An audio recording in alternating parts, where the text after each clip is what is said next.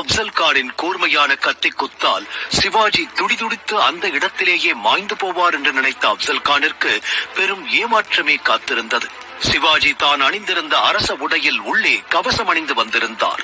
ஆகையால் தான் கத்தி குத்து அவரை ஒன்றுமே செய்யவில்லை.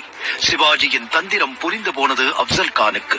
சிவாஜி இனி மூச்சே விடக்கூடாது என்ற முடிவோடு அவசரமாக கழுத்தை மேலும் அழுத்தினார்.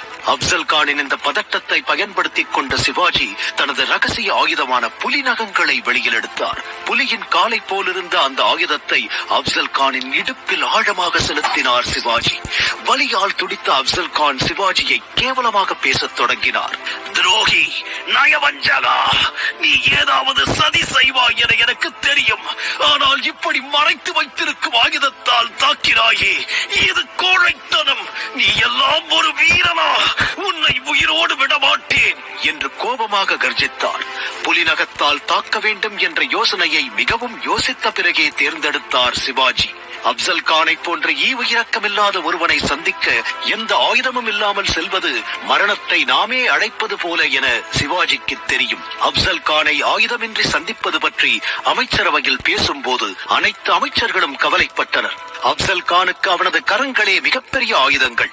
அப்படி இருக்க ஆயுதமில்லாமல் நீங்கள் எப்படி செல்ல முடியும் என்றார் தானாஜி.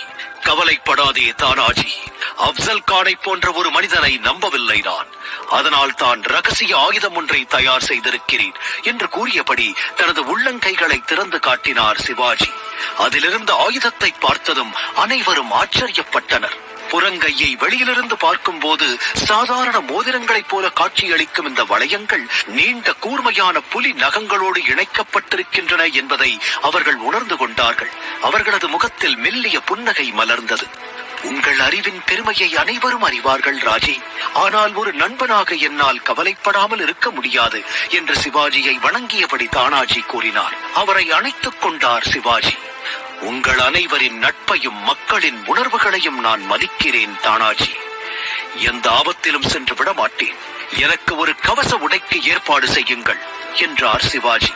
அதை கேட்டதும் மீண்டும் அனைவரின் முகத்திலும் புன்னகை மலர்ந்தது. கவசம் அணிந்து அதன் மேல் தன் உடையை அணிந்து கொண்டு அப்சல் கானை சந்திக்க புறப்பட்டார் சிவாஜி. சிவாஜியின் அதே புலி நகங்கள் தான் அப்சல் கானின் இடுப்பை துளைத்தன. மீண்டும் தனது 4 புலி நகங்களையும் அப்சல் கானின் முதுகில் நுழைத்தார் சிவாஜி. மிக அதிகமாக ரத்தம் பெருகத் தொடங்கியது. இது போன்ற எதிர்பாராத தாக்குதலுக்கு அப்சல் கான் தயாராக இல்லை. கோபத்தில் அவர் சிவாஜியை நசுக்க விரும்பினார். ஆனால் சிவாஜி சற்றும் சளைக்காமல் ஹரஹர மகாதேவா என்று சொல்லியபடி அப்சல் கானின் முதுகில் மேலும் மேலும் தாக்கினார். காப்பாற்று என கதறினார் அப்சல் கான். சிவாஜியை போன்ற குட்டையான உருவம் உள்ள ஒருவனால் தனக்கு ஆபத்து நேரக்கூடும் என்பதை அப்சல் கான் சிந்திக்கவே இல்லை. ரத்த வெள்ளத்தில் மிதந்த அப்சல் கானை அந்த கூடாரத்தில் அப்படியே விட்டுவிட்டு வெளியேறினார் சிவாஜி. வெளியில் மராட்டிய சேனைகள் அப்சல் கானின் படைகளை ஒரு கைபார்க்க தயாரான நிலையில் கட்டளைக்காக காத்திருந்தது. சிவாஜியை தொடர்ந்து காயம்பட்ட அப்சல் கானும் வெளியில் வந்தார். கிருஷ்ணாஜி பாஸ்கரின் வாளை உருவிக்கொண்டு சிவாஜியின் மேல் பாய்ந்தார் அப்சல் கான். இதை கொஞ்சமும் எதிர்பார்க்கவில்லை சிவாஜி. சமாளித்துக் கொள்வதற்கு முன் நெற்றியில் அவருக்கு சிறிய காயம் ஏற்பட்டு விட்டது. ஒரே வீச்சில் அப்சல் கானை தீர்த்து கட்டினார் சிவாஜி. இவற்றையெல்லாம் பார்த்துக் கொண்டிருந்த அப்சல் கானின் மெய்காப்பாளன் சையத் பண்டா கூடாரத்தை நோக்கி ஓடி வந்தார். உயிருக்கு உயிரான தன் தலைவன் பிணமாக கிடப்பதை பார்த்ததும் சிவாஜியை தாக்கும் எண்ணத்தோடு ஓடினான். ஆனால் கண்ணிமைக்கும் நேரத்தில் சிவாஜியின் மெய்காப்பாளனான ஜீவா மஹாலா சையத் பண்டாவின் கரத்தை துண்டித்து விட்டான். என்ன நடந்தது என சையத் பண்டாவுக்கு புரியும் முன்னரே மற்றொரு கையையும் துண்டித்து விட்டான். அடுத்த ஒரே வீச்சில் சையத்தின் தலையையும் வெட்டி அவனை மீளா உறக்கத்தில் ஆட்டிவிட்டான் ஜீவா மஹாலா. கிருஷ்ணாஜி பாஸ்கர் தனது ரத்தம் தோய்ந்த வாளை எடுத்து சிவாஜியை தாக்கத் தொடங்கினார். சிவாஜி அவரது வயதை காரணம் காட்டியும் எச்சரிக்கை விடுத்தும் கிருஷ்ணாஜி பாஸ்கர் கேட்கவில்லை. அவரும் இறுதியில் மரணத்தையே தழுவ வேண்டியதாயிற்று. இப்போது அப்சல் கானின் படை வீரர்களுக்கு தங்கள் தலைவர் கொல்லப்பட்டார் என்பது தெரிந்துவிட்டது. அவர்கள் தாக்கத் தொடங்கும் முன்பே ஆங்காங்கே மறைந்திருந்த சிவாஜியின் ரகசிய படை வீரர்கள் அப்சல் கானின் படையை சுற்றி வளைத்து விட்டார்கள். விருந்தினரை வரவேற்பதற்காக அமைக்கப்பட்டிருந்த அந்த அழகு மிகுந்த கூடாரங்களும் அதனை அடுத்த இடங்களும் போர்க்களமாக மாறின. சிவாஜியின் ஆணைக்கேற்ப அவரது படை வீரர்கள் அப்சல் கானின் படை வீரர்களை துவம்சம் செய்துவிட்டனர். கோட்டையின் உள்ளே ஓரிடத்தில் அமர்ந்து தனது வீரர்களின் காயங்களையும் அவர்களின் சேதத்தையும் கணக்கெடுத்துக் கொண்டிருந்தார் சிவாஜி. அப்போது அவரது காலடியில் அப்சல் கானின் தலை போடப்பட்டது. அதை கண்டதும் மெல்லிய புன்முறுவல் அவரது முகத்தில் அரும்பியது. ஆம், தன் அண்ணனின் சாவுக்கு அவர் பழி வாங்கிவிட்டார். அது மட்டுமா, பலவீனமடைந்து வரும் ஆதில் ஷா சாம்ராஜ்யத்தின் பலமான பிரதிநிதியாக விளங்கிய அப்சல் கானை அவர் கொன்றுவிட்டார். துல்ஜாபூரில் குலதெய்வமான பவானி தேவியின் ஆலயத்தை தரைமட்டமாக்கிய அப்சல் கானை, பசுவை கொன்று அதன் உடலை கோயிலில் வீசிய அந்த கயவனை, அப்பாவி மக்களை சொல்ல முடியாத பல துன்பங்களுக்கு ஆளாக்கிய அந்த அப்சல் கானை அவர் கொன்றுவிட்டார். தாய் ஜீஜாபாயிடம் அப்சல் கானின் தலையை கொண்டு சேர்த்தார் சிவாஜி. அதை சில கணங்கள் அவரது அன்னை உற்று நோக்கினார். சத்ரபதி சிவாஜி தனது புத்திசாலித்தனம், சாமர்த்தியம் இவைகளை பயன்படுத்தி அப்சல் கானை யமனுலகிற்கு அனுப்பிவிட்டார். சிவாஜி மகாராஜ் என்ற மராட்டிய விளக்கால் தான் சுயராஜ்யம் என்ற பெரும் தீபத்தை ஏற்றி வைக்க முடியும். அந்த விளக்கின் ஒளியால் ஏற்கனவே மராட்டியம் வெளிச்சம் பெற ஆரம்பித்து விட்டது. இந்த நேரத்தில் அவரது உயிருக்கு ஏதேனும் தீங்கு வந்தால் அது மராட்டியத்துக்கு மட்டுமல்ல, இந்தியா முழுமைக்கும் தீங்கு விளைவிக்க கூடியதாகும். நமது சுயராஜ்ய கனவின் முடிவாகவே அது இருக்கும். சத்ரபதி சிவாஜியின் அரசவையில் இருந்த அவரின் மிகவும் நம்பிக்கைக்கும் அந்தரங்கத்துக்கும் உரிய ஒரு நண்பர்தான் பாஜி பிரபு. வீரத்தின் மற்றொரு சின்னமாக விளங்கியவர் பாஜி பிரபு. அப்சல் கானை சந்திப்பதற்கு முன்பு சிவாஜி மகாராஜ் மற்றும் பாஜி பிரபு தேஷ்பாண்டேவுக்கு இடையே ரகசிய சந்திப்பு நடந்தது. இது வெகு சிலருக்கே தெரியும். பாஜி பிரபு சாமானியமானவர் அல்ல. ஆதில் ஷாவின் பிடியிலிருந்து நாட்டை விடுவிக்க பாவன்கிண்ட் என்ற இடத்தில் நடைபெற்ற போரை தலைமையேற்று நடத்தியவர். அந்த போரில் காட்டிய வீர தீரம் வரலாற்றின் பக்கங்களில் பொன்னெழுத்தில் பொறிக்கப்பட்டுள்ளன. 6 அடி உயரமும் தடந்தோளும் உடையவர் பாஜி பிரபு. கைப்பிடியை தவிர மற்ற அனைத்து பாகங்களுமே மிகவும் கூர்மையாக இருக்கும். தண்ட் பட்டா என கூறப்படும் அந்த வாளை 2 கரங்களினாலும் வீசுவதில் வல்லவர். ஒரு கையால் அதை வீசுவதே கடினமானது என்ற நிலையில் 2 கரங்களாலும் அதனை வீசுவது பாஜி பிரபு ஒருவரால் மாத்திரமே முடியக்கூடிய ஒன்றாகும். அப்சல் கானை சந்திக்க வேண்டும் என முடிவு எடுத்த பின் சிவாஜி மகாராஜ் பாஜி பிரபுவிற்கு செய்தி அனுப்பி தனியாக தன்னை வந்து சந்திக்குமாறு அழைத்தார். சிவாஜி மகாராஜை பணிவோடு வணங்கினார் பாஜி பிரபு. மூத்த சகோதரர் ஒரு நாளும் தன் தம்பியை வணங்குவதில்லை பாஜி பிரபு. பதிலாக போரில் வெற்றியே பெற வேண்டும் என ஆசிதான் வழங்குவார்கள் என்றார் சிவாஜி மகாராஜ். முழு இந்தியாவும் உங்களை நம்பித்தான் சுயராஜ்யம் என்ற கனவை கண்டு கொண்டிருக்கிறது மகாராஜ். நான் மராட்டிய பகுதியின் பணியாளன். ஒரு பணியாளன் உங்களை வணங்கலாம் அல்லவா என்றார் பாஜி பிரபு. பதிலுக்கு, உங்களோடு போட்டி போட்டு என்னால் வெல்ல முடியாது. நான் ஒரு முக்கியமான விஷயமாகத்தான் உங்களை காண விரும்பினேன் பாஜி பிரபு. நீங்கள் எனக்கு சிறு உதவி செய்ய முடியுமா என்றார் சிவாஜி மகாராஜ். உதவியா? ஆணை என்று சொல்லுங்கள் மகாராஜ். உங்கள் ஆணையை நிறைவேற்றுவதற்காக என் உயிரையும் கொடுக்க நான் தயாராக இருக்கிறேன். ஆணையிடுங்கள் என்றார் பாஜி பிரபு வீரமாக. உயிரை கொடுக்கும் பேச்சு மட்டும் வேண்டாம் பாஜி பிரபு. சுயராஜ்ய விஸ்தரிப்புக்கு உங்களை போன்ற வீரர்களின் உதவி எனக்கு அவசியம் தேவை. ஆனால் நான் இப்போது கேட்பது ஒரு சிறு உதவி. எனக்கு 6 அல்லது 7 பயில்வான்கள் வேண்டும் என்றார் சிவாஜி மகாராஜ். அதை கேட்டதும் திகைத்து போனார் பாஜி பிரபு. பயில்வான்களா? எதற்கு மகாராஜ் என்றார். பெரிதாக ஒரு காரணமும் இல்லை பாஜி பிரபு. உங்களைப் போல நானும் மல்யுத்தத்தில் சிறந்து விளங்குகிறேனா என்பதை சோதித்து பார்க்கத்தான் என்றார் சிவாஜி. நீங்கள் எதையும் என்னிடம் மறைக்கவில்லையே மகாராஜ் என சிரித்துக் கொண்டே கேட்டார் பாஜி பிரபு. சிறிது நேரம் யோசித்த சிவாஜி மகாராஜ் தனது கைகளை தொடைகளில் தட்டிக் கொண்டார். உங்களிடம் எதற்காக மறைப்பது? அப்சல் கானை பார்த்திருக்கிறீர்கள் அல்லவா? அவன் எந்த பயில்வானுக்கும் சற்றும் குறைந்தவன் அல்ல. உயரமும் பலமும் பொருந்தியவன். அவன் எங்கள் சந்திப்பின் போது எந்த சூழ்ச்சியும் செய்ய மாட்டான் என நம்புவதும்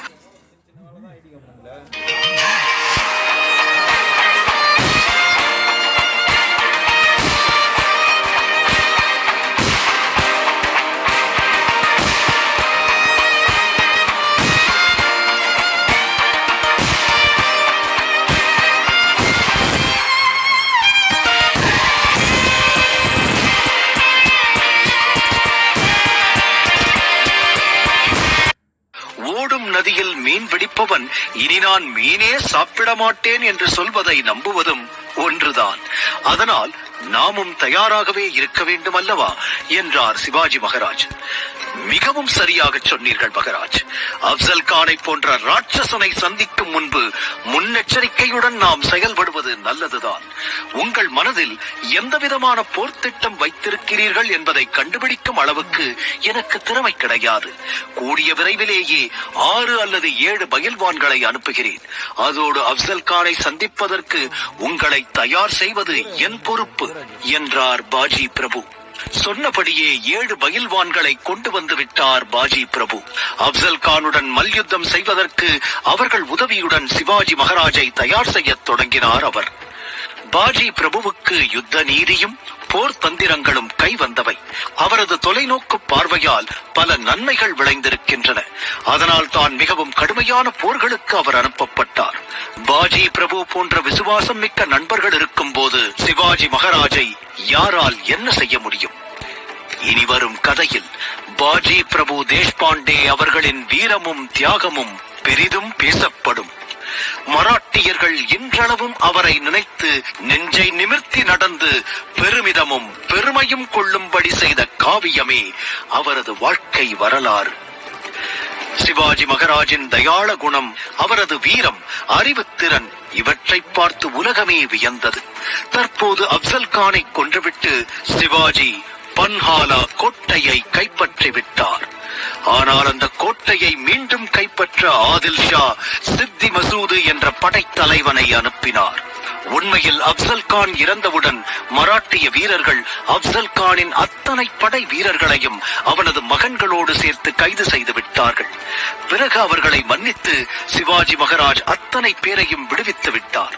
இந்த நிகழ்ச்சி நடந்த 18ஆம் நாள்தான் சிவாஜி மகாராஜ் பன்ஹாலா கோட்டையை தன்வயப்படுத்திக் கொண்டார். ஆனால் இரக்கமே இல்லாத ஆதில் ஷா அதே வீரர்களுடன் மேலும் 10,000 வீரர்களையும் சேர்த்து அனுப்பி பன்ஹாலா கோட்டையை முற்றுகையிடச் செய்தார். இப்போது சிவாஜி மகாராஜ் பன்ஹாலா கோட்டையின் உள்ளே ஏறக்குறைய சிறைபிடிக்கப்படும் சூழலில்தான் இருந்தார். அவரால் வெளியே செல்ல இயலாத நிலை. பாஜி பிரபு, தானாஜி மற்றும் மால்சுரே ஆகியவர்கள் சிவாஜி மகாராஜிடம் ஓடினார்கள். மகாராஜ், நம்மை ஆதில் ஷாவின் சேனைகள் முற்றுகையிட்டுள்ளன என்று பதட்டத்துடன் கூறினார் தானாஜி. கவலை வேண்டாம் தானாஜி, பன்ஹாலா கோட்டையின் உள்ளே நாம் பாதுகாப்பாகத்தான் இருக்கிறோம். இத்தனை பெரிய கோட்டையில் நம்மை தேடவே அவர்களால் முடியாது என்று அமைதியாக கூறினார் சிவாஜி. ஆனால் மகாராஜ், அந்த ஆதில் ஷா இந்த படையுடன் சித்தி மசூது, ஃபசல் கான், பிறகு ருஸ்தும் ஏஜமா போன்றவர்களை அனுப்பி இருக்கிறானே. 10,000 காலாட்படை வீரர்கள், அதோடு பலவிதமான ஆயுதங்களையும் இறக்கி இருக்கிறார்கள். உங்களது பாதுகாப்புத்தான் எங்களது முதல் கவலை மகாராஜ். நீங்கள் இங்கே இருப்பது எதிரிக்கு தெரிந்துவிட்டது. அதனால் தான் உங்களை பிடிக்க 10,000 பேர் கொண்ட பெரிய படையை அவன் அனுப்பியிருக்கிறான் என்று பாஜி பிரபு கவலையாக கூறினார். நாம் மேற்கொண்டுள்ள சுயராஜ்ய போரில் அன்னை துல்ஜா பவானியின் இந்த வீரவாளும் அவளது அருளும் நம்முடன் இருக்கும் வரை நமது தலைமுடியை கூட யாராலும் எதுவும் செய்துவிட முடியாது பாஜி பிரபு. நாம் அந்த 10,000 வீரர்களை பற்றி கவலைப்பட வேண்டாம். அவர்களை சஹிதிருஸ் நதியிலிருந்து பொங்கி பெருகி வரும் வெள்ளம் அடித்துச் சென்றுவிடும் என்றார் சிவாஜி. ஆனால் மகாராஜ், பிரச்சனை அது மட்டும் இல்லையே, நமது அத்தியாவசிய பொருட்களின் அளவும் குறைந்து கொண்டே போகிறதே. அவை முற்றிலும் தீர்ந்துவிடும் முன் நாம் இங்கிருந்து வெளியேறிவிட வேண்டும். இங்கோ முற்றுகையிடப்பட்டிருக்கிறது.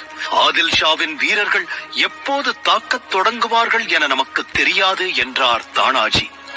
தானாஜி சொன்னது என்னவோ சரிதான். ஆனால் அந்த கோட்டையிலிருந்து வெளியேறுவது அத்தனை எளிதான விஷயம் இல்லை. முற்றுகை மிக கடுமையாக இருந்தது. சித்தி மசூது ஒவ்வொரு அடிக்கும் ஒரு வீரனை காவல் வைத்திருந்தான். அது மட்டும் இல்லாமல் ஃபசல் கானையும் ருஸ்துமேஜமா இருவரையும் சிறு படைகளோடு முக்கியமான கிழக்கு மற்றும் மேற்கு வாயில்களை முற்றுகையிடும்படி அனுப்பியிருந்தான். 2 மணி நேரங்களுக்கு ஒருமுறை கோட்டையை சுற்றி வந்து வீரர்களிடம் புதிய செய்தி உண்டா என கேட்டறிந்தான். சித்தி மசூது மிகவும் திறமையாக முற்றுகையை தலைமை வகித்து நடத்தி கொண்டிருந்தான். அவனது நிழலுக்கு கூட எங்கே யார் இருக்கிறார்கள் என தெரிந்தது. அவனை மீறி பன்ஹானா கோட்டையிலிருந்து வெளியேறுவது என்பது முடியாத காரியமாக தோன்றியது.